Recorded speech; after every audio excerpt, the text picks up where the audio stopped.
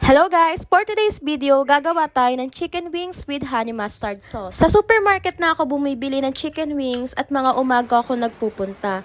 Napansin ko pagdating ng hapon wala ka nang madadatnan at ubos na. Season lang natin yung chicken ng patis, kalamansi at lagyan natin ng cornstarch. Lamas-lamasin lang natin ito hanggat manuot yung lasa. Pagkatapos, i-set aside natin at i-marinate for 1 hour. After 1 hour, gawa tayo ng flour mixture. Gumamit ako dito ng flour, garlic powder, paminta at asin. Tapos halu-haluin natin hanggang sa magiging isa na sila. Sa pagko-coat naman ng chicken, mas maganda kung ipe-press natin para buong chicken ang ma-coat ng flour. Napansin ko, yung mga nagtitinda ng chicken sa labas, minamassage talaga nila yung chicken at pinipress. Yung iba naman, nagpapatak ng tubig para mas maging maganda ang kalabasan ng itsura ng manok kapag naluto na. Sa puntong ito, lahat ng mga na-coat na chicken ay sinasala ko para hindi masama yung mga excess flour kapag nasa mantika na. Dito nagsisimula yung pangingitim ng mantika dahil sa mga nasusunog na sobrang harina. Sa pagluluto naman ng chicken, malakas na apoy ko muna ito niluluto. And after 30 seconds, tsaka ako hinihinaan para naman maluto pati ang kaloob-looban ng manok. Ang purpose ko pala sa malakas na apoy sa una ay para kumapit kaagad yung flour sa pinakamanok. Kapag medyo brown na ang ating chicken, tsaka natin ito hanguin at patilain yung mantika.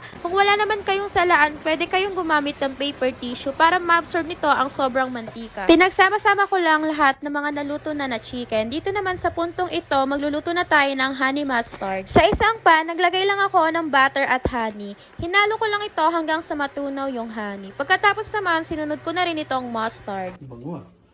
At ayan, pwede natin iserve ang ating nilutong chicken wings with honey mustard sauce. Bye guys!